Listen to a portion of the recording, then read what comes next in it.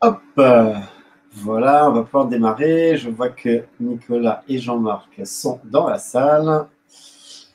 Toc. Salut Nicolas. Bonjour Ken. Salut Jean-Marc. Bonjour Jean-Marc, bonjour Nicolas. Eh bien, top. En tout cas, c'est chouette qu'on se retrouve là tous les trois pour un sujet hyper essentiel, hein, le sujet des émotions. Alors, tout être humain normalement constitué vit, vit des émotions et ça peut être parfois délicat. Vous avez accepté tous les deux, en tout cas, vous avez initié cette rencontre, cette table ronde autour de ce sujet. Donc ça, déjà un grand merci à tous les deux. Alors ça va être assez simple ce soir. D'abord, vous allez vous présenter l'un et l'autre, et puis ensuite, on va dérouler cette thématique des émotions. Donc, moi, j'invite celles et ceux qui ont des, je ne sais pas si on peut dire des difficultés, mais peut-être des défis avec leurs émotions, à rester jusqu'à la fin, à venir, à rester écouter. On va être ensemble pendant 1 heure. Hein. N'hésitez surtout pas à interagir. Je vois que Sylviane est là. Bonsoir Sylviane. N'hésitez pas à nous dire si vous nous entendez bien. N'hésitez pas à poser des questions, à interagir. On en parlait juste avant avec Nicolas et Jean-Marc et ça va être précieux pour le dérouler que vous osiez interagir. Et ben super. Et ben écoutez, je vous laisse peut-être l'un et l'autre rapidement vous présenter, nous dire en quelques voilà, peut-être 2 minutes chacun, 2-3 minutes pour nous dire un petit peu ce que vous faites aujourd'hui, et puis nous parler rapidement de votre parcours sans être forcément trop long, mais qu'on puisse bien comprendre qui sont les belles personnes qui vont nous partager des choses sur les émotions ce soir. Qui a envie de démarrer? Vas-y Jean-Marc, je te laisse la main. Merci Nicolas. En tout cas, bonsoir à tous. Très, très content de participer à cette table ronde. Mon nom, c'est Jean-Marc Spitz. J'ai 57 ans. Un parcours de plus de 30 ans en grande distribution, avec des postes à responsabilité. Et l'humain a toujours été au centre de mes priorités, puisque j'ai été tour à tour accompagnant dans mes fonctions de manager, accompagnateur dans mes fonctions transverses, formateur et aujourd'hui coach. Donc, j'ai fait une formation de coach certifié en 2020. Et à côté de ça, je défends aussi l'idée de l'alignement vertical corps, cœur, tête, esprit, et l'alignement horizontal, comment je suis aligné avec mon environnement, le tout connecté à plus grand que soi. Et pourquoi je dis ça sur l'alignement vertical? Parce que nos corps sont interconnectés.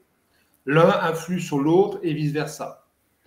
Les émotions dont on va parler ce soir, par exemple, c'est soit l'émotion peut venir d'un événement, soit elle peut venir de ma pensée. Si j'ai une émotion qui me vient, elle influe directement sur ma pensée. Et si c'est une émotion qui vient de mon mental, elle peut influencer aussi sur le physique si elle n'est pas traitée, si l'info n'est pas traitée correctement.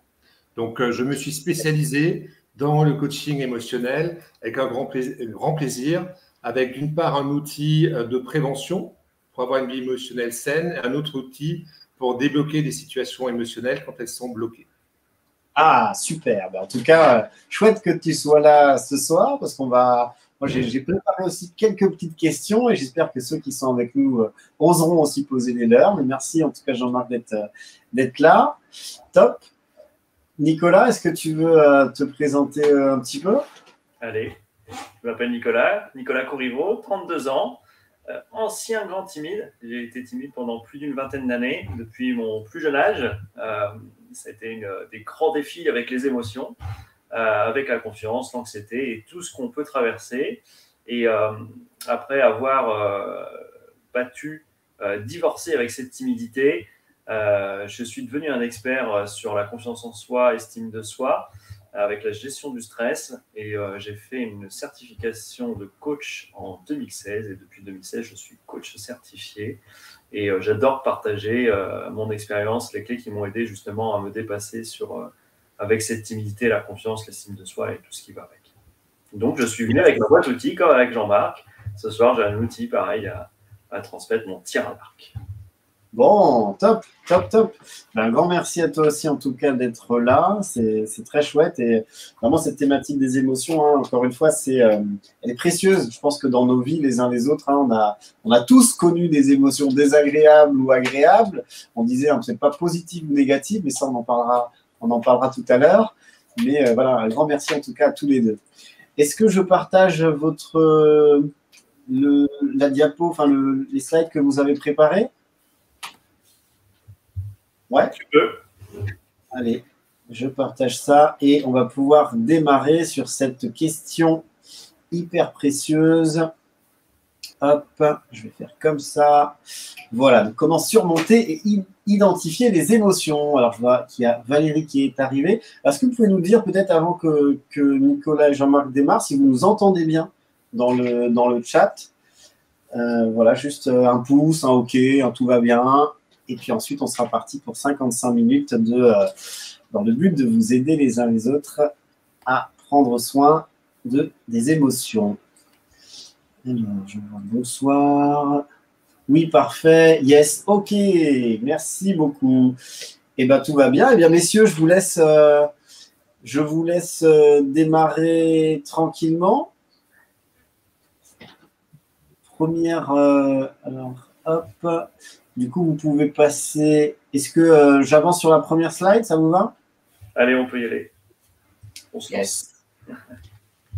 Eh ben, notre première question avec Jean-Marc, c'est quelle est votre météo du jour et ainsi que vos attentes. Si vous venez peut-être sur ce live en direct, c'est peut-être que vous avez des interrogations ou en savoir plus en tout cas sur les émotions. Et justement, afin de vous aider au mieux, avec Jean-Marc, on voudrait connaître un peu votre météo du jour, savoir si vous êtes plus avec un soleil, un grand soleil, vous rayonnez, tout va bien, tout se passe bien pour vous. Et prendre un peu d'informations et d'outils pour continuer d'avancer sous ce beau temps. Vous avez peut-être un peu de nuages en ce moment avec du soleil. C'est un peu plus… il y a des défis qui viennent vous challenger. Vous avez peut-être aussi des nuages. Vous êtes un peu perdu. Vous avez besoin d'outils. Ainsi, peut-être que vous avez carrément une tempête qui vient vous challenger et vous avez besoin d'outils aussi. Et tout le monde est bienvenu. Mais c'est un peu pour prendre la température, savoir un peu ce qui se passe chez vous. Alors… n'hésitez pas à partager votre météo intérieure pour qu'on puisse savoir un peu avec Jean-Marc comment vous aider au mieux. Ok, j'ai vu Sylviane qui disait qu'elle avait un grand soleil et qu'elle n'avait pas forcément d'attente particulière. Génial. Moi, pour tout te dire, Nicolas, en tout cas pour répondre pendant que les uns et les autres répondent, moi, alors c'est soleil aussi, mais mon attente, ce serait de mieux comprendre. En fait, j'ai des proches qui se mettent parfois dans des états émotionnels que je ne comprends pas et qui me touchent, en fait. Et j'ai bon espoir de mieux comprendre avec la rencontre de ce soir. Voilà, mieux comprendre peut-être comment prendre soin d'eux, prendre soin de leurs besoins ou les écouter différemment. Voilà mon attente à moi. Ok, c'est noté. Alors, je pense que il y a Sylviane. Pour les autres, je ne vois pas de… Ah, il y a Imen qui nous dit que c'est plutôt nuageux de son côté. Ok, Imen. Est-ce que, Imen, tu peux nous en dire un peu plus sur tes attentes de ce live? Que tu peux nous dire en 2-3 mots pourquoi c'est nuageux peut-être? Juste pour mieux comprendre ton état, ta météo intérieure.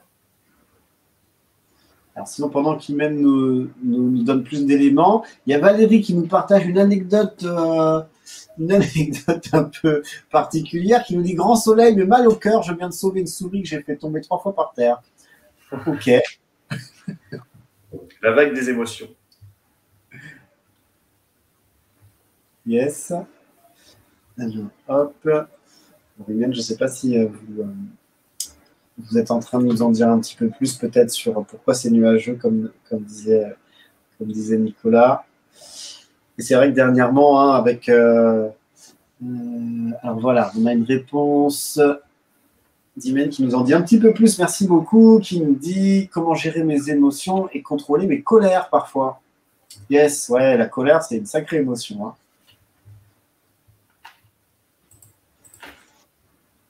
Ouais, voilà, qui nous dit qu'elle peut parfois rater de bons moments à cause de ça. Ok, super, merci beaucoup. Ah, c'est chouette ça, Nicolas, Jean-Marc, qui ose nous en dire un petit peu plus. Chouette. Valérie, pareil, qui nous dit avez-vous justement des techniques pour gérer la colère?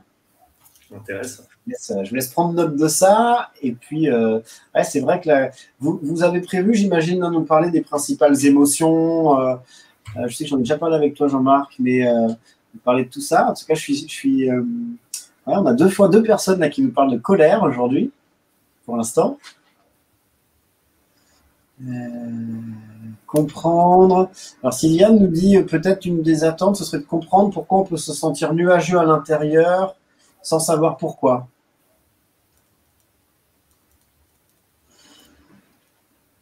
Yes. Bon, alors là, Valérie nous parlait des souris tout à l'heure, mais on va démarrer dans un instant parce que là, on va tout savoir. Valérie qui nous dit la question de la colère, comment gérer la colère, surtout qu'on est dans la cuisine, mon conjoint et moi, par exemple. Donc, merci pour cette précision. Ok. Donc là, c'est la colère finalement dans le. Ouais, alors peut-être que. Alors, je ne sais pas, c'est une question qu'on pourra se poser. Moi, je me la note, je vous la poserai aussi tout à l'heure. Est-ce qu'il peut y avoir des personnes qui suscitent plus d'émotions particulières chez nous que d'autres? Vous voyez, est-ce que peut-être on peut rentrer en résonance, je ne sais pas, avec des personnes et puis ça peut activer certaines émotions? C'est une question que je me note là. Je la prépare pour toi, Jean-Marc. Tu es au courant. Merci. Yes. Bien, écoutez, super. Je pense que c'est top. Je vous laisse continuer. Ok, cool. Jean-Marc, tu veux commencer? Comment on déroule? Je te laisse faire comme. Je te laisse démarrer si tu veux, comme on avait prévu. Si c'est alors, ok pour moi. Alors, du coup, puisqu'il y en a qui sont plus dans l'attente d'avoir un petit outil pour savoir comment gérer un peu nos émotions, savoir un peu comment se recentrer, je vais vous présenter mon tir à arc qui va vous parler, qui est très simple justement à utiliser. Alors, je l'appelle tir à l'arc puisque c'est un peu comme si on faisait du sport. Alors, que faire en cas de conflit ou une situation de voulu? En fait, la technique de recentrage, c'est arrêter, regarder, choisir. Donc, on va arrêter ce qu'on est en train de faire. On va prendre du recul pour permettre à la créativité d'entrer. Ensuite, on va remarquer ce qui se passe à l'intérieur de nous et sur l'événement, le conflit qui est en train de se passer. On va prendre complètement conscience du conflit et des sentiments à propos de celui-ci. Et ensuite, on va choisir et on va décider de ce qu'on veut et dans quelle situation, comment on veut sortir de cette situation et dans la façon on veut être. Donc, on choisit formellement en nous disant « je choisis de ressentir zen, calme, que la situation se résout peut-être automatiquement. » C'est un outil qui est très simple, on peut l'utiliser dans toute situation, même si on avait quelqu'un en face. Elle est très discrète, en 30 secondes, on peut le remettre. C'est ce qui nous permet vraiment de reprendre conscience sur ce qui se passe. Alors, quand on ne pense plus à la façon dont on pourrait se produire ce qu'on veut, en fait, on est ouvert à toutes les possibilités. Cela ne veut pas dire qu'on ne fait plus rien, mais on va pouvoir passer à l'action plus facilement et davantage approprié à la situation. En fait, ce type d'action va permettre à notre force plus grande de travailler avec nous et à travers nous. Avec la pratique, la séquence complète va prendre entre 5 à 10 secondes. Cela peut se faire pendant les activités et bien sûr les conversations, comme je l'ai dit juste avant. Est-ce que ça vous intéresse? Est-ce que ça vous dit de tester ce petit outil qui est simple d'utilisation? Ça vous permettra de voir un peu comment on fait, parce que en 3 mots, arrêter, regarder et choisir, des fois, ça peut paraître un peu suspect. Mais c'est un peu comme le tir à l'arc. On va tout simplement prendre son tir à l'arc. On va regarder la cible, comme la jeune fille qui est en train de le faire. On va regarder donc notre événement, ce qui est en train de se passer. Ensuite, on va regarder qu'est-ce qu'on veut et comment on veut en sortir de cette situation. On va prendre une conscience de ce qui se passe aussi. Et ensuite, tout simplement, on va choisir où c'est qu'on veut mettre notre flèche et comment on veut sortir de cette situation. Ce qui va nous permettre de prendre la légèreté par rapport à ce qui se passe. Moi, j'ai peut-être une. Alors, il y a Valérie qui continue, on partagera après, elle nous raconte des choses rigolotes en commentaire. Mais moi, j'ai l'impression, Nicolas, que parfois on peut être comme emprisonné dans les émotions, tu sais. C'est-à-dire que c'est comme si on choisissait rien, tu vois. C'est comme si, voilà, là, il y a d'un coup une tristesse, il y a une colère. Je pense que la colère, ça peut être. Voilà, ça arrive et. Comment on fait alors à ce moment-là? Est-ce qu'il faut s'asseoir, respirer? Comment on arrête en fait? Tu vois, parce que là, tu nous dis arrêter, regarder, mais parfois, moi, je vois, alors moi, je ne suis pas trop sujet au déséquilibre, au défi émotionnel, mais je vois dans mon entourage des proches qui parfois, en fait, l'émotion les accapare, tu vois, quelque part. Et alors, comment faire pour arrêter, quoi? Comment faire pour apaiser l'émotion quand on est dans l'instant, là? Est-ce que vous avez l'un et l'autre des petites astuces pour ça, justement pour amener plus de conscience et réussir à arrêter? Moi, je dirais la première chose à prendre, c'est conscience de sa respiration, puisque la plupart du temps, on la réduit ou on la met en pause. Donc, c'est déjà reprendre une respiration profonde pendant quelques secondes, bien inspirer profondément et expirer comme si on soufflait dans un ballon de baudruche. Donc, tranquillement, vraiment pour ne pas l'exposer. Le faire plusieurs fois et ça va déjà en fait nous descendre au niveau de la cohérence et nous calmer, prendre un peu plus conscience justement de l'événement qui se passe, même si on n'en a pas conscience vraiment de pourquoi cette colère est là, mais ça va déjà nous apaiser et puis ensuite peut-être aller un peu plus en profondeur sur les derniers événements qui s'est passé pour mieux comprendre. Ok, yes. Est-ce que Jean-Marc, tu aurais des petits conseils, des petites astuces à nous partager par rapport à ça? Oui, j'allais plus loin tout à l'heure, mais par contre, peut-être vous expliquer rapidement en 30 secondes, de façon très simplifiée, le fonctionnement du cerveau, si vous êtes OK, en lien avec ce que vient de dire Nicolas, en fait. Si je considère que ma poignée, c'est mon cerveau, ici j'ai le nerf vagal, j'y reviendrai pas, et ça, c'est le dessus de ma tête, c'est mon néocortex. Et puis les 4 doigts ici, ça va être mon cortex préfrontal, c'est le centre de contrôle. En dessous, là, ici, j'ai le système de stress, l'amygdale et l'hippocampe. Et en fait, donc dans mon cerveau, j'ai le système de stress, le système de contrôle. Les deux sont toujours en train de se chamailler entre eux. Il y en a un qui veut prendre le contrôle sur l'autre.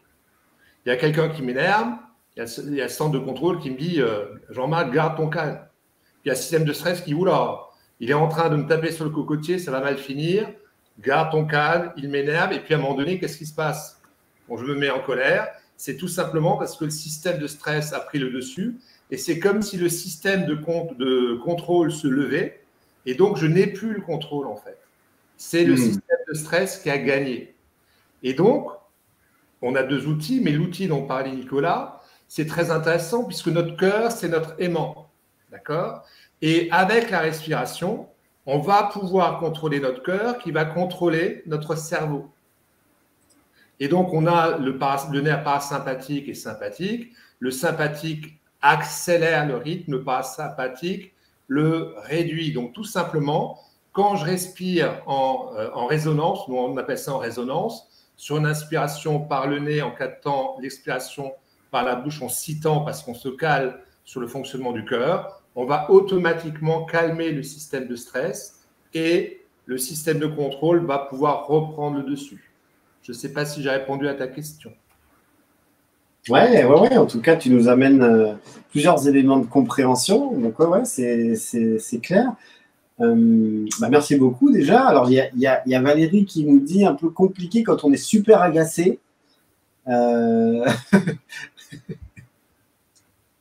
Une réaction quand il y a vraiment des émotions très très fortes. Est-ce que vous avez d'autres petits conseils, petites astuces? En tout cas, je pense que l'idée de dire je vais gérer mes émotions, les émotions, j'aime pas le terme gérer. En fait, l'idée d'être éduqué à la gestion des émotions, et on ne le fait pas assez, ça permet d'avoir une flexibilité émotionnelle et de pouvoir avoir une vie émotionnelle saine. Après, il y a des fois, au moment où elles arrivent, les émotions, on fait avec. Le tout, c'est de comprendre pourquoi j'ai eu cette émotion-là.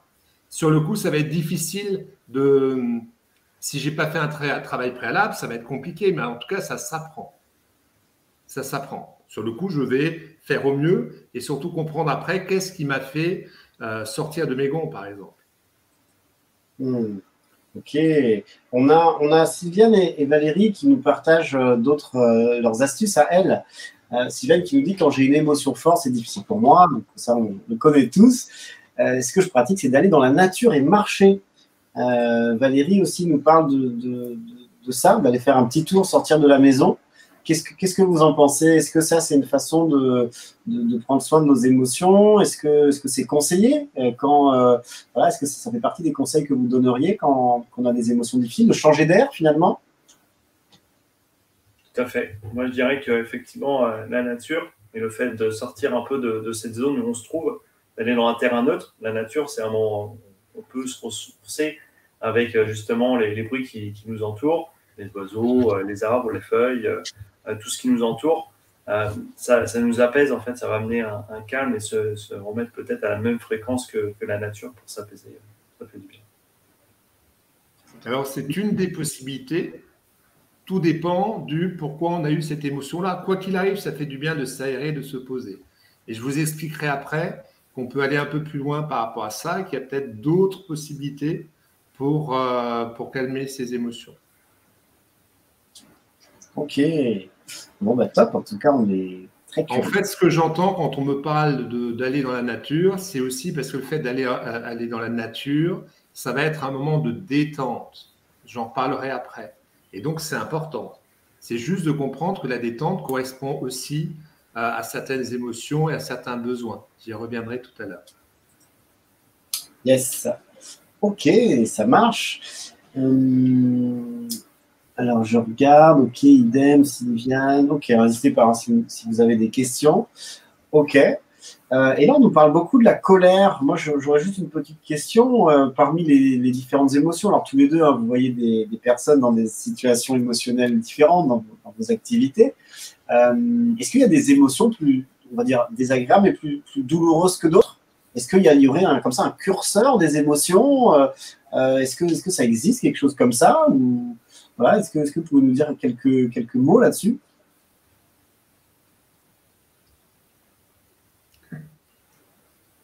Vous gérez, Nicolas? Vas-y. Ok.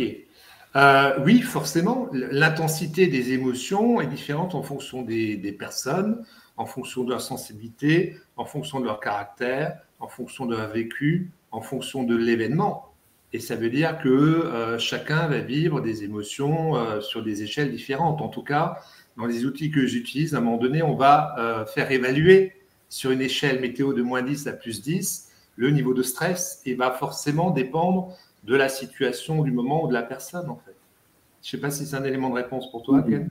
Si, complètement. Ouais, carrément. Alors, je vois en même temps qu'il y a Valérie qui nous pose une autre question. Alors là, c'est très différent, mais qui nous dit que finalement, quand la pression monte, on est souvent deux. Et donc, elle pose cette question, et moi, j'ai un peu la même question. Comment on fait pour inviter l'autre personne à redescendre aussi?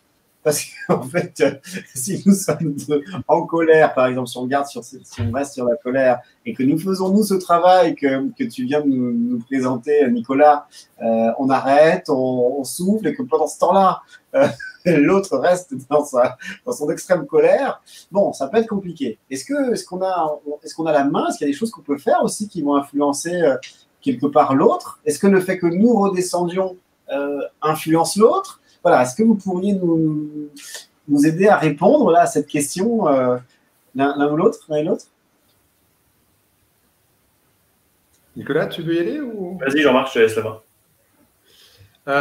Donc là, il y a plusieurs possibilités, en fait. Et ce n'est pas qu'au niveau des émotions. C'est qu'à un moment donné, effectivement, on peut travailler déjà sur soi, puisqu'on ne peut pas faire à la place de l'autre. Enfin, avoir l'illusion qu'on peut influencer ou changer l'autre directement, ça me semble compliqué. Par contre, le fait de redescendre soi, ça va déjà changer le comportement de l'autre. Imagine que vous ayez tous les deux un foulard. Et puis, quand ça monte, c'est qu'il y en a un qui tire sur le foulard en disant moi, j'ai raison. Et l'autre qui dit non, c'est moi qui ai raison. Et ça monte un peu comme dans des tours. Ça te parle, Ken, comme exemple? Ben, en fait, l'idée de dire si je lâche le foulard, l'autre se retrouve avec son foulard, qu'est-ce qu'il en fait? Il va automatiquement descendre. Le plus dangereux, c'est d'alimenter cette course-là.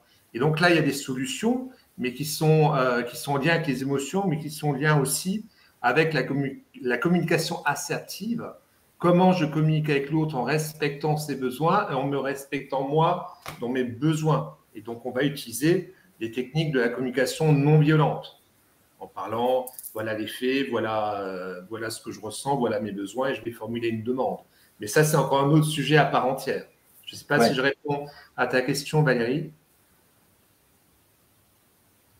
Je pense qu'en tout cas, j'ai l'impression que ça répond. C'est-à-dire que ce que tu nous dis, en tout cas, hein, si je tente de simplifier un petit peu, c'est que on a une responsabilité qu'envers nous-mêmes, et donc si l'autre ne descend pas, globalement, on ne peut pas y faire grand-chose, quoi. On a la responsabilité de nos émotions à nous, et puis voilà, il faut lâcher le foulard, quoi. Il faut réussir à lâcher le foulard et pas alimenter le truc.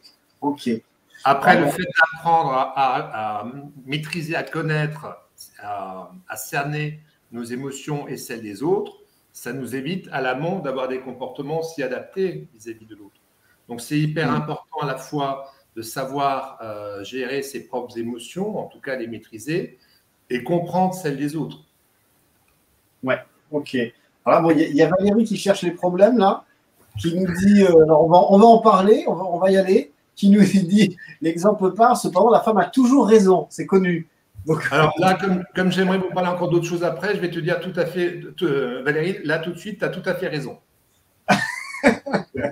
En tout cas, moi j'aurais une question qui est en lien avec ça, avec le fait d'être un homme ou une femme. Est-ce que les hommes ou les femmes, on a tendance à dire que les femmes sont plus émotionnelles, plus intuitives, etc., etc. Est-ce que, voilà, dans vos pratiques professionnelles, est-ce que pour vous, effectivement, les femmes seraient plus sensibles aux émotions que les hommes ou plus réceptives aux émotions que les hommes? Est-ce que, voilà, je serais curieux de savoir ce que vous en pensez. Moi, dans mes accompagnements, j'ai plus de femmes dans mes accompagnements. Donc, du coup, je dirais que les femmes sont plus susceptibles d'avoir des émotions beaucoup plus fortes. Après, j'ai très peu d'hommes. Donc, à suivre. Ok. Jean-Marc, de ton côté, est-ce que tu aurais observé un rapport aux émotions qui soit plus développé, alors ça ne veut pas forcément dire négatif, hein. Moi, je sais par exemple, j'en parlais récemment avec un proche, que souvent les hommes, on a eu tendance à nous dire que pleurer c'était pas normal, que le rapport de l'homme aux émotions aujourd'hui dans notre société, il est quand même très différent. Là où une femme, on va accepter quelque part sa sensibilité, l'homme c'est un petit peu différent. Donc je sais pas déjà ça ce que vous en pensez. Est-ce que voilà, et puis surtout, voilà, peut-être pour toi, moi, je vous laisse réagir à ça peut-être. Alors, je suis en accord sur une partie de ta phrase, un peu moins sur une autre. Ce qui est vrai, c'est que toute notre vie, on a tout fait pour nous freiner dans nos émotions. Un garçon, ça ne pleure pas. Une femme, ça ne se met pas en colère. Ou même un gamin, combien de fois on lui dit, on ne lui laisse pas exprimer sa colère. Va dans ta chambre, tu reviendras quand tu es calmé. Donc, toute notre vie, que ce soit dans l'éducation, la religion, la culture, l'entreprise, on ne nous a pas appris à exprimer ses émotions. D'accord ? Donc ça, c'est une première chose. Après, et je rejoins ce que dit Sylviane, et c'est là où je voulais en venir sur la deuxième partie, je ne crois pas que ce soit propre à l'homme et à la femme, c'est vraiment une question de sensibilité et Sylviane parle de côté yin pour le féminin et je partage tout à fait. Il y a des femmes qui ont un côté sensible très développé, un côté féminin très développé, et il y a des hommes qui ont aussi un côté féminin très développé. Je fais partie des gens extrêmement sensibles aux émotions, il y en a d'autres, et puis je ne suis pas seul dans ce cas-là en tout cas. Donc je ne pense pas que ce soit propre à la femme ou à l'homme. Par contre, on nous a empêchés de les exprimer, on ne nous a pas éduqués à apprendre à utiliser nos émotions comme des ressources, mais et non pas se faire plomber par nos émotions. Yes, ok, merci beaucoup. Et donc on en revient, messieurs, dames, à l'équilibre entre le féminin sacré et le féminin et le masculin sacré. Donc c'est vraiment ça c'est une autre table ronde, ça sera le 20 juin. Oui, mais c'est un peu teasing, c'est pas grave. Pour ceux que ça intéresse, comment équilibrer masculin et féminin en soi et dans le couple, le 20 juin.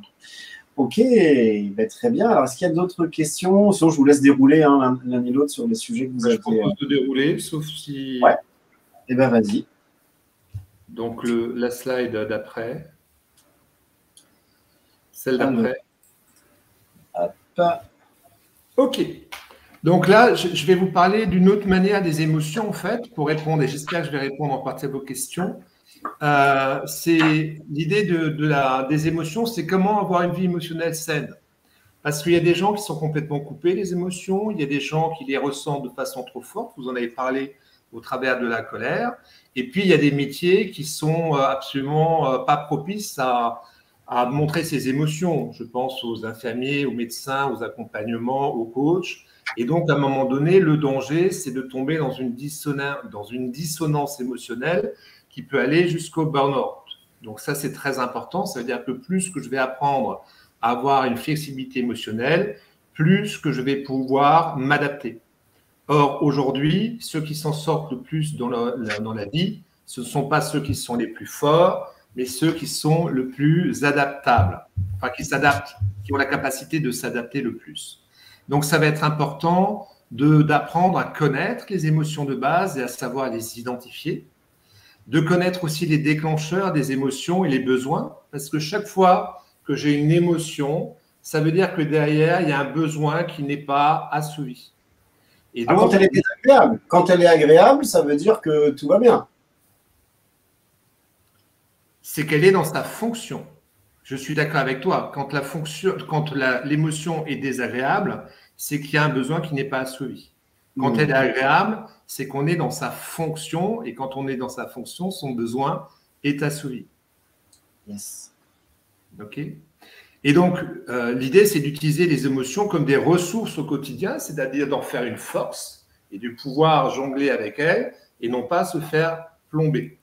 Donc, l'idée, c'est de développer, de maîtriser sa flexibilité émotionnelle au quotidien. Exactement avec moi. Et donc, j'ai envie de vous proposer un des outils qu'on utilise, puisque sur la prévention, on utilise 2 outils. On utilise, je vais commencer par le deuxième, j'en ai parlé tout à l'heure, de la cohérence cardiaque, de la respiration en résonance. Ça va être le premier outil. Et on utilise la boussole émotionnelle, donc, que je vais vous présenter maintenant, si tu veux bien passer sur la slide suivante. Et donc là, vous allez pouvoir avoir un certain nombre de réponses à vos questions et je répondrai à toutes vos questions. En fait, ok, c'est pas grave, j'ai eu un petit souci. En tout cas, tout ce qui a été fait là, ça a été fait par Dirk Eilert de l'Académie Eilert en Allemagne et c'est basé sur plus de 300 études scientifiques dans les neurosciences. Donc, c'est quelque chose qui est extrêmement sourcé et d'un outil très rationnel. Moi, j'ai fait le lien aussi par rapport à l'alignement dont je parlais tout à l'heure, mais ça, on en parlera tout à l'heure. En tout cas, c'est basé sur plus de 300 études. Notre boussole émotionnelle, donc, vous avez, en fait, quand on est à la naissance, nous avons 4 piliers, 4 besoins fondamentaux. On est tous avec les mêmes. Vous les avez dans les coins. Je ne sais pas si tu peux les montrer, Ken. Tu as en haut à gauche, en haut à droite, tu as en rouge le besoin de s'imposer et d'influence. En bas à droite, tu as le besoin d'ordre et de stabilité.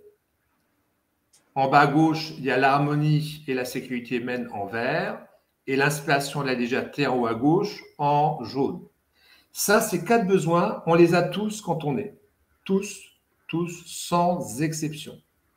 Quand un de ces besoins est blessé, l'ensemble de ces 4 piliers sont blessés. Le plus important, et je fais le lien avec ce que vous m'avez dit tout à l'heure sur le fait de vous ressourcer dans la nature, le plus important, ça va être l'en bas à droite, l'ordre et la stabilité. Pourquoi? Ça correspond au besoin de sécurité. D'accord? Si mon besoin de sécurité n'est pas rempli, je ne peux pas aller chercher les autres. Puisque si je reprends s'imposer et s'influence, on va trouver là toute la confiance en soi, l'estime de soi. Dans l'ordre et la stabilité, on va trouver la sécurité sur tous les plans. Donc, si je ne me sens pas en sécurité, c'est la base. Dans l'harmonie et la sécurité humaine, on va retrouver la relation à l'autre. Et dans l'inspiration et la légèreté, on va trouver la créativité. Donc, c'est bien 4 piliers dont on a tous besoin. Et on est avec ça. Sur la boussole, on a après les 8 émotions, 9 avec la surprise principale. En fait, ce qu'il faut savoir, c'est qu'il existe 7 émotions primaires dont celles qu'on appelle les PFE, les Purely Facial Emotions, qui sont des émotions de base visibles sur le visage, de la même façon chez tous les individus et dans toutes les cultures. Leurs caractéristiques non verbales et qu'on peut les reconnaître sur les visages, souvent accompagnés aussi de visage de la tête.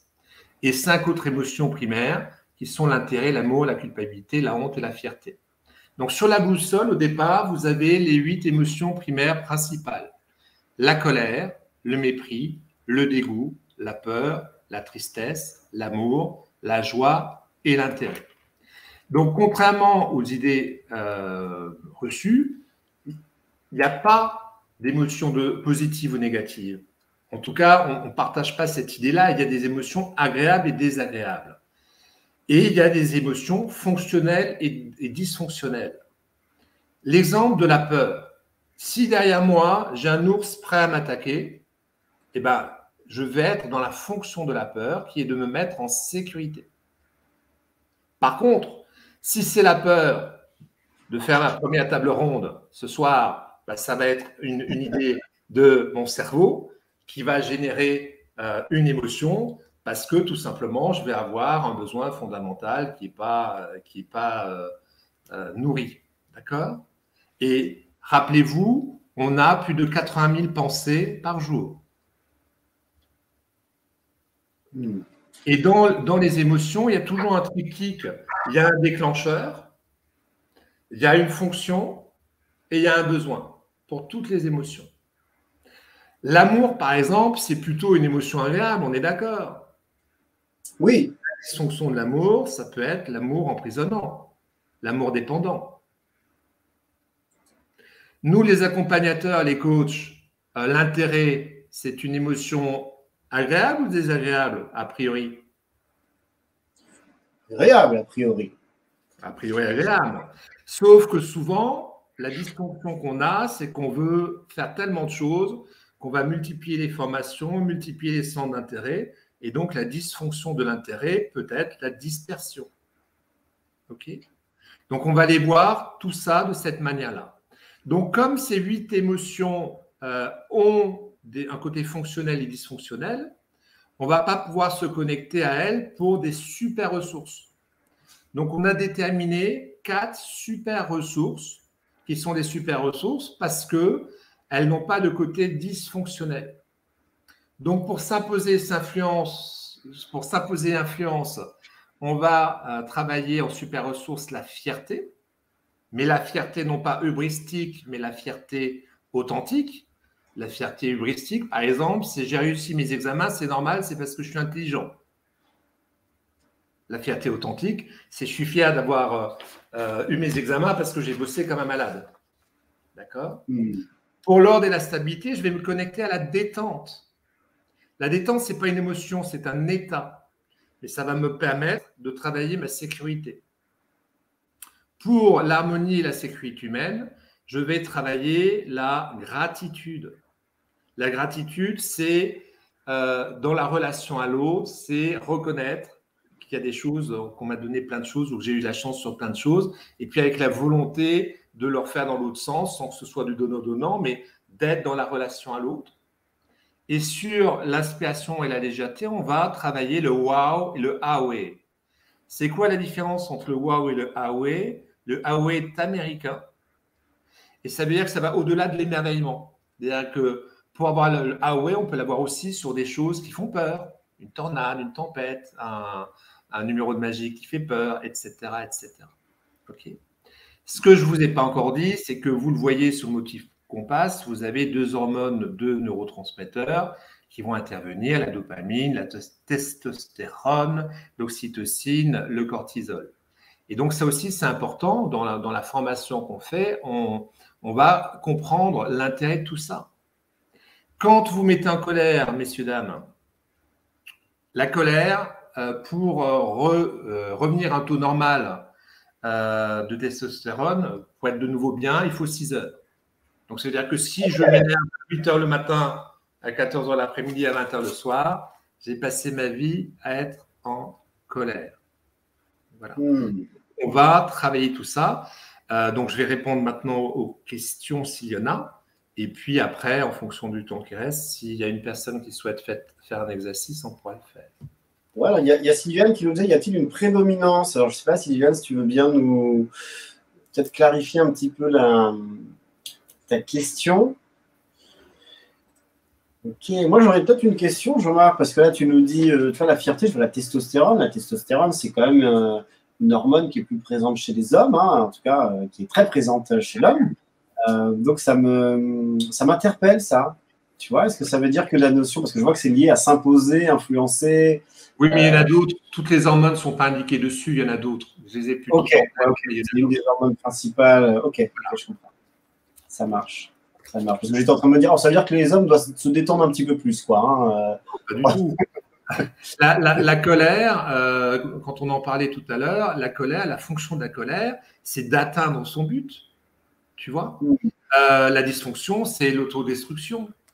Si tu regardes exactement, si je reprends, je vais trouver la colère, le déclencheur, ça va être l'obstacle au but, l'injustice ou la violation des valeurs. La fonction, ça va être de supprimer les obstacles à l'objectif. Et le besoin, on a derrière un besoin d'auto-efficacité, où qu'on ait de la croyance, qu'on est en capacité de réaliser une tâche. Donc derrière, toutes les émotions, et on va en travailler plus de 20. Hein. Là, on parle des 8 principales, mais il y en a plein d'autres. Hein. Ok, alors on a plusieurs questions qui arrivent, et puis du coup, moi j'en ai aussi. Alors on a Sylviane qui nous clarifie un petit peu, qui nous demande s'il y a un aspect qui est plus présent que les autres. Alors je pense que c'est chez chacun d'entre nous, même si tu nous disais que les 4 étaient 4 piliers importants. Est-ce qu'en fonction des personnes, il peut y avoir 1 ou 2 piliers qui sont plus essentiels finalement? Oui. Je pense que c'est ce que Sylviane veut dire. Est-ce que tu peux nous dire un mot bien là-dessus? sûr. Ça va dépendre de la personnalité de chacun.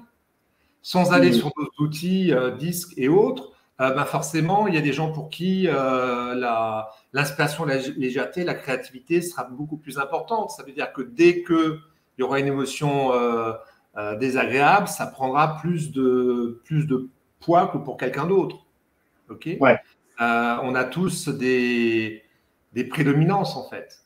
Okay. Moi, je sais, par exemple, ce qui m'a empêché de prendre la décision de quitter ma boîte plus tôt, c'est parce que mon besoin principal, c'est la sécurité. Et les autres viennent qu'après. Et on est tous différents. Quelqu'un qui va être en process com, promoteur ou rouge dans le disque, forcément, il sera plutôt dans la colère et le mépris. C'est plutôt ici qu'on ira chercher. Si on veut l'énerver, c'est plutôt là qu'on pourra aller le chercher, quoi. Je ne sais pas si j'ai répondu à ta question, Sylviane. Je pense que si. En tout cas, elle dit que c'est bien la question qu'elle se posait. Valérie nous dit que c'est pour ça qu'elle n'aime pas se mettre en colère. C'est épuisant, mais nécessaire pour ne pas se faire envahir son territoire. Qu'est-ce que vous en pensez, Nicolas? On ne t'entend pas trop en ce moment. Qu'est-ce que tu en penses de tout, par exemple, ce que Valérie nous dit, de l'important que la colère, c'est épuisant, mais que ça reste nécessaire pour garder son territoire? Est-ce que ça te parle, ça Est-ce qu'il y aurait de saines colères, finalement? Après, je suis d'accord avec Valérie que c'est épuisant, qu'il faut éviter de se mettre en colère. Après, est-ce qu'il est vraiment nécessaire de se mettre en colère pour garder et ne pas se faire envahir son territoire? C'est la question à se poser. Je pense qu'il n'y a pas forcément besoin dans les tours pour garder son territoire, mais juste mettre des barrières de sécurité pour éviter de se faire envahir. Yes. Ouais, moi j'avais une question, hein. Alors après on a une question d'Imen aussi. J'ai une question pour vous deux. Moi je me suis longtemps intéressé à la spiritualité orientale, au bouddhisme, etc., qui nous dit globalement que la colère, c'est un poison. Ça c'est une des définitions du bouddhisme par rapport à la colère. Moi, quand j'écoute à l'intérieur de moi, je crois à quelque chose comme ça, que quelque part la colère, elle est comme une extrême. C'est quand on arrive vraiment. C'est presque un constat d'échec pour moi, la colère. Alors c'est très personnel, hein, mais c'est presque si je dois en arriver là, c'est que ça va pas, quoi. Et je le ressens un peu comme quelque chose de plutôt négatif. Alors c'est peut-être cette culture un peu bouddhique ou bouddhiste que j'ai beaucoup côtoyé. Mais qu'est-ce que vous en pensez l'un et l'autre? Est-ce qu'il peut y avoir des émotions? Alors je prends l'exemple de la colère, mais qui sont finalement peut-être empoisonnantes, polluantes? Je dirais que ça met une énergie dérangeante. Je ne vais pas parler de négativité, mais c'est désagréable et le corps va le ressentir. Il va pouvoir travailler justement un peu comme le stress. Ça va amener de l'acidité à l'intérieur. Et l'acidité, on sait très bien que ça mange certaines cellules à l'intérieur de notre corps qui créent forcément des maladies. Donc on pourrait dire effectivement qu'on peut parler de poison. Ok, yes. Ça va dépendre beaucoup de la fréquence, en fait, et de la cause de la colère. Je reviens là-dessus. Si la colère est fonctionnelle et qu'elle arrive de temps en temps, c'est OK. La colère peut être très saine. Enfin, c'est pas parce que je suis zen que je ne peux pas éprouver de la colère. Par contre, on va travailler à éviter toutes les colères qui ne sont pas nécessaires. Pour Sylviane et pour Sylvie, j'imagine que vous avez des enfants. Bah, souvent, quand je me mets en colère vis-à-vis d'un enfant, on n'est pas dans la fonction. Souvent, enfin, j'imagine, on le sait, souvent, quand je me mets en colère vis-à-vis d'un enfant, c'est parce que j'ai eu peur.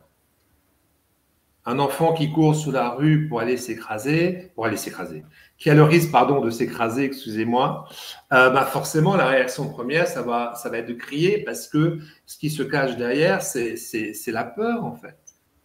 Donc, effectivement, c'est intéressant de pouvoir se débarrasser de toutes les colères qui ne sont pas fonctionnelles, toutes celles qui viennent de la pensée. Et là, on revient aux philosophies orientales, puisque la spiritualité est présente au quotidien et en privé et dans les entreprises, ce qui n'est pas le cas aujourd'hui dans le monde occidental, qui est encore basé beaucoup sur la rationalité. Est-ce que j'ai répondu à ta question, Ken? Oui, complètement. En tout cas, ça vient éclaircir des choses. Alors, on a des commentaires. Merci à ceux qui commentent, qui interagissent. Vous nourrissez les échanges. Alors, je ne vois pas le nom, mais on a une question qui dit donc les besoins de respect et de reconnaissance se verraient dans la colère. Point d'interrogation. Qu'est-ce que vous en pensez? Est-ce que oui, c'est ce type de besoin ça pourrait être, la colère pourrait être le fruit de ce type de besoin non respecté, non nourri? Je réfléchis. C'est pas une question évidente, mais… Non, mais il y a d'autres choses qui se jouent derrière, en fait, puisque sur le besoin de reconnaissance, c'est un vrai besoin, en fait. Et la colère, souvent, peut se montrer aussi quand on nous renvoie nos blessures. Et quand on nous renvoie nos blessures, souvent, ça nous fait péter les plombs. Est-ce que pour autant, c'est à ce moment-là une colère fonctionnelle? Je ne suis pas certain, c'est qu'il y a autre chose derrière, en fait. Maintenant, on est bien là, dans le besoin de respect et de reconnaissance, on est bien là dans la fonction, quand mes valeurs sont éprouvées, oui, si je vais au bout du raisonnement, oui, ça peut être fonctionnel, en fait. Par rapport à ce que j'ai dit tout à l'heure, c'est si à un moment donné, on a dépassé les limites et mes valeurs, ça peut l'être. C'est une façon de dire stop. Ok. En tout cas, pour toutes les personnes, vous pourrez contacter Nicolas et Jean-Marc. On prendra soin de remettre leurs coordonnées en commentaire si vous avez envie d'échanger avec eux et proposer différents types d'accompagnement, etc. dans leurs domaines respectifs. Mais je pense l'un et l'autre que vous serez partants si les uns ou les autres ont envie de vous contacter, ne serait-ce que pour un échange rapide sur une question, 5-10 minutes. Je pense que vous y seriez tous les deux ouverts, non? Tout à fait. Ok, et bien super. Alors, ce que j'aimerais juste rajouter, si tu permets, Ken, c'est que sur les super ressources, en fait, on forme les gens pour y connecter de différentes manières, avec le back-up que vous connaissez, visuel, auditif, gustatif, etc. Et on peut se connecter aux super ressources de plein de manières différentes. Et quand on fait des exercices, en fait, on va demander, par exemple, à une personne de se connecter à la fierté. Et on va lui demander où est-ce qu'elle ressent cette fierté dans son corps et de quelle manière. Est-ce que c'est chaud? Est-ce que c'est froid? Est-ce que c'est mou? Est-ce que c'est dur? Est-ce que c'est diffus? Est-ce que c'est figé? Et après, on va lui demander de respirer 3 fois pour intégrer ses ressentis corporels. Et donc, il y a un certain nombre d'exercices à faire Voilà. Si jamais on a 2 minutes, je ferai un tout petit cadeau en donnant 5 questions qu'on peut se poser tous les jours. Ça sera en fonction du temps qui reste. Ça marche. Bon, là, il nous reste une dizaine de minutes sur le temps qu'on s'est donné. Alors, on a d'autres questions, mais je ne sais pas si l'un ou l'autre, Nicolas, Jean-Marc, vous avez envie d'aborder autre chose. Parce qu'on a des questions là, qui pourraient alimenter les 10 prochaines minutes. Est-ce qu'il y a des choses importantes pour vous? Est-ce que pour ceux qui nous écoutent, vous avez des questions à poser à Nicolas, Jean-Marc? Il y a eu plusieurs choses dont on a parlé, hein, dans une relation, quand il y en a qui sont en colère, etc. Comment on peut faire descendre la pression quelque part, en tout cas l'intensité de l'émotion.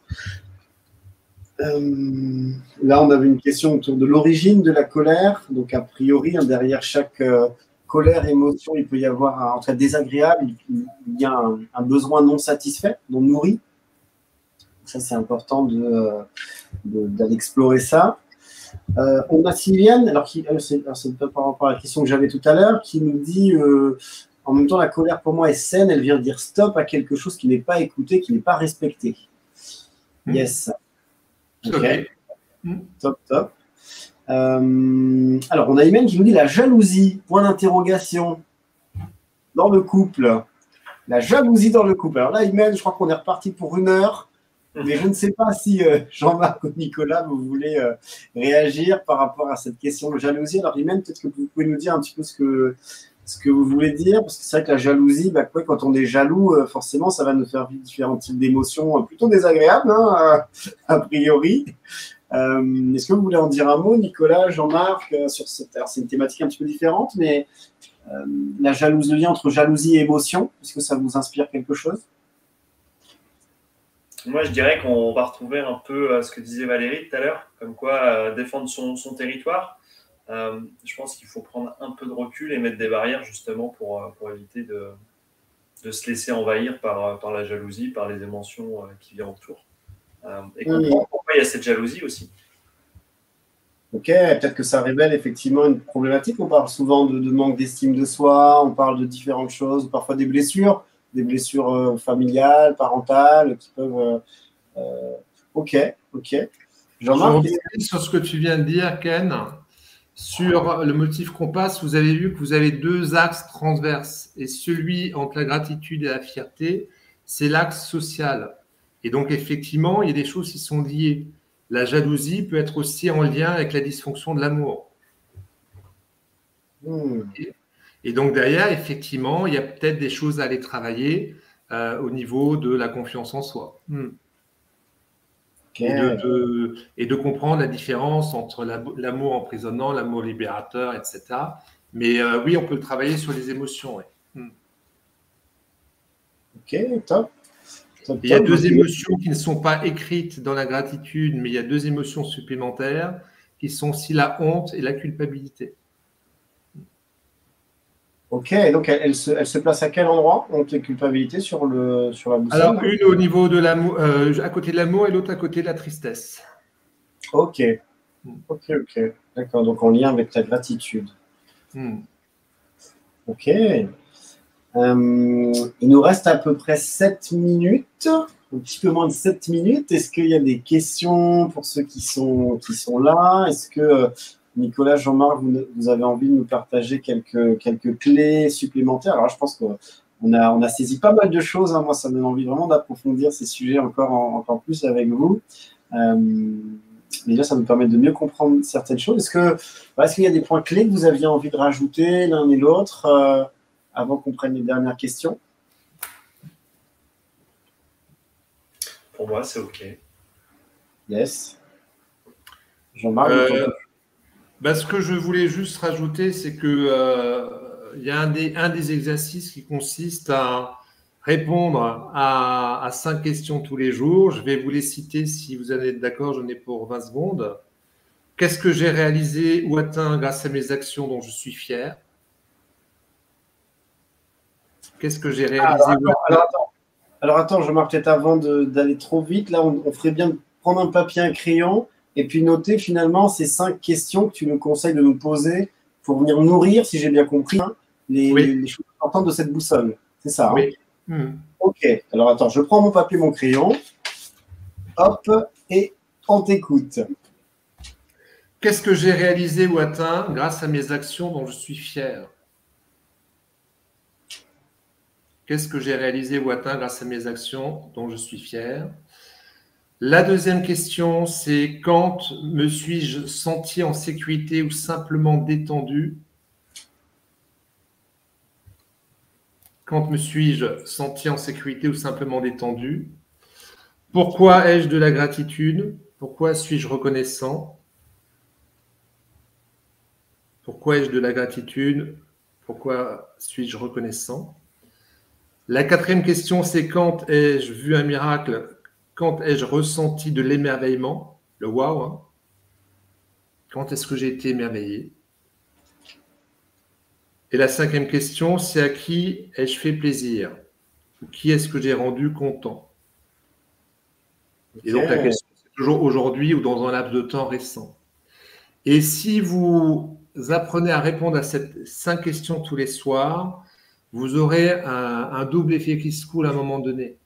Mais c'est parce que pour changer, pour ancrer une habitude, c'est pas 21 jours, hein, c'est 66 jours qu'il faut. Ça a été prouvé scientifiquement. C'est le double effet qui se coule, c'est qu'au départ, ça va peut-être être compliqué pour certains de répondre à toutes les questions. Et c'est OK. Et puis à un moment donné, on va se rendre compte que la fierté, c'est peut-être tout simplement la fierté d'avoir réglé une facture, d'avoir fait un truc que j'avais prévu de faire, que je traînais depuis 3 semaines, hein, quand je procrastine beaucoup.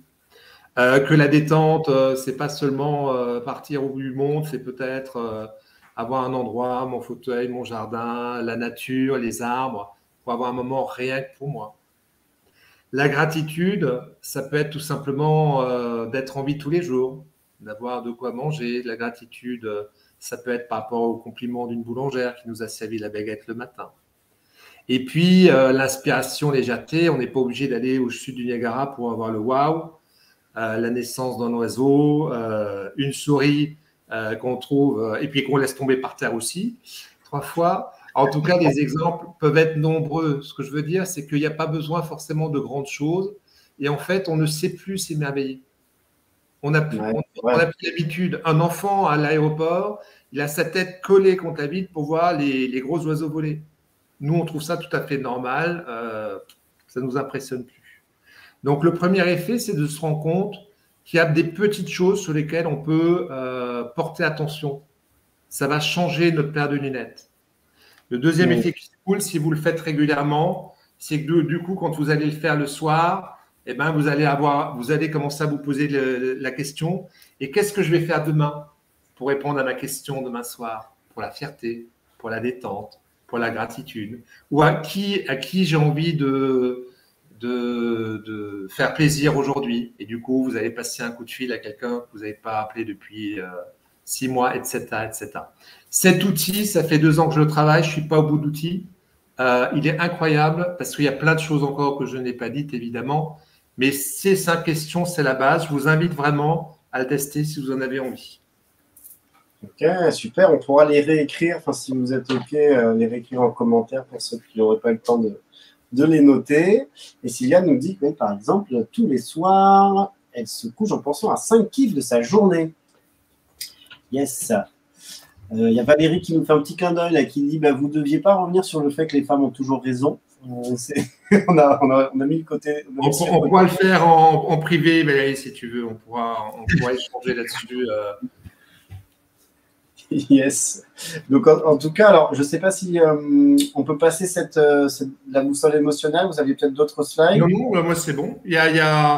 En fait, on voulait juste poser une question. Donc, il faudrait remonter sur 2 slides d'avant, si c'est possible. C'est ça, Nicolas? Tout à fait. Je te laisse la main. Quelle est votre météo maintenant, après avoir passé 1 heure et quelques minutes avec nous, afin de reprendre un peu si on a répondu à toutes vos questions, toutes vos attentes. C'est vrai qu'il y avait pas mal de questions. On voit que c'est un sujet qui est pas mal alimenté et c'est cool. C'est ce qu'on voulait avec Jean-Marc. Donc, c'est génial. Alors, dites-nous un peu si vous êtes reparti avec le soleil, si vous repartez avec le soleil. Est-ce que vous avez toujours un peu de nuages avec votre soleil? Est-ce que vous avez toujours des nuages et ça serait OK? Et peut-être qu'on pourra aller un peu plus en profondeur avec Jean-Marc et moi-même. Et puis, est-ce que vous avez toujours la tempête? Donc, n'hésitez pas à partager pour qu'on puisse voir un peu si nous avons réussi notre mission du soir. Ouais. Imen nous disait que c'était nuageux. Imen, est-ce que vous pouvez nous dire si c'est toujours nuageux? C'est un petit peu moins nuageux. Je suis curieux de savoir. Valérie nous dit triple soleil. Top. Top, top. C'est vrai que oui, cette question des émotions, c'est tout un truc. Hein, c'est tout un truc. Alors, j'en profite pour rappeler pour les uns et les autres qui nous écoutent, qui vont voir maintenant ou en replay, que vous pouvez retrouver Nicolas et Jean-Marc sur ecoacteurs.com. Hein, ils font partie des belles âmes et des professionnels passionnés des écoacteurs depuis quelques temps tous les deux. Vous pouvez les retrouver sur la plateforme. Ils proposent des accompagnements, voilà, différentes choses. Si vraiment vous ressentez le besoin de faire bouger ces questions émotionnelles, hein, faire bouger votre vie, en fait, tout simplement, n'hésitez pas à aller jeter un œil pour voir un petit peu ce qu'ils font. Ils seront ravis de vous répondre. Ensoleillé nous dit même, super, ensoleillé, vraiment vous appuyez sur les points sur lesquels j'ai vraiment besoin. Je pense que ça commence à se calmer. Oui, c'est ça, parce qu'il nous disait qu'il y avait quelque chose en rapport à la colère qui n'était pas évident. Super, merci beaucoup pour ce retour. Eh bien, écoutez, merci beaucoup à tous les deux. Nicolas, Jean-Marc, peut-être que moi, j'ai envie de vous poser la question, de savoir comment ça va pour vous après cette heure ensemble, là. Comment ça va pour vous? Est-ce que vous avez passé un bon moment? Est-ce que vous êtes content des interactions des uns et des autres? Je dirais que je suis plutôt satisfait de notre mission réussie ce soir, puisque c'était notre première table avec Jean-Marc. Donc, il y a eu pas mal d'émotions. On a fait un peu des vagues aussi, nous aussi, de notre côté. On a su les gérer. Et je trouve pour moi, en tout cas, j'ai réussi ma partie de ma mission. Je crois que Jean-Marc, c'est pareil. On est plutôt satisfait. Donc, c'est génial. À refaire. Yes. Est-ce que vous avez envie de dire un petit mot aux personnes qui pourraient se sentir vraiment mal avec les émotions? Un dernier conseil, quelque chose là, quand vous écoutez un petit peu votre cœur l'un et l'autre, est-ce que vous auriez un message à passer à tous ceux qui peuvent être en difficulté émotionnelle, on pourrait dire, ou en défi émotionnel? Vas-y, Jean. Ce que j'ai envie de dire, c'est que rien ne justifie que l'être humain ne souffre démesurément. N'hésitez pas à vous faire accompagner, que ce soit par nous ou par rapport à bien d'autres personnes. Hein. Il y a vraiment moyen d'agir dessus. Il y a plein d'autres choses derrière. Moi, je sais que j'utilise beaucoup dans tous les accompagnements, mais ne restez pas seul dans votre coin à un moment donné.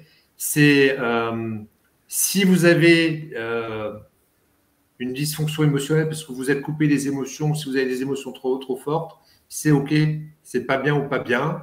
C'est derrière, c'est juste apprendre à les utiliser, à pouvoir les maîtriser de façon à ce qu'elles ne vous pourront plus. On est des êtres humains, sans émotion, on serait des robots. Yes. En tout cas, ce que tu nous dis, c'est qu'il y a toujours possibilité de faire de nos émotions des alliés et de plus les subir finalement. Oui, et puis quand vraiment il y a des choses qui sont vraiment trop fortes, à ce compte-là, il y a d'autres process pour aller débloquer les émotions. Quand ce sont des émotions qui nous bloquent, ou par exemple, on a la prise de parole en public qui est paralysante, ou la confiance en soi, ou plein d'autres sujets. Là, il y a d'autres process pour pouvoir aller, cette fois, débloquer vraiment, mais ça sera le sujet pour une autre fois. Super. Nicolas, est-ce que tu veux nous dire un mot pour tous les timides ou pas timides, mais en tout cas les personnes qui ont des difficultés émotionnelles, un message à leur partager, quelque chose qui te vient? Ouais, je dirais pareil que Jean-Marc, restez pas seul. Des fois, seul, on croit savoir s'en dépatouiller et s'en débrouiller. Mais des fois, on va beaucoup plus vite en se faisant accompagner. Et surtout, on apprend beaucoup plus facilement en étant accompagné, puisqu'on peut lâcher complètement en fait, nos cerveaux.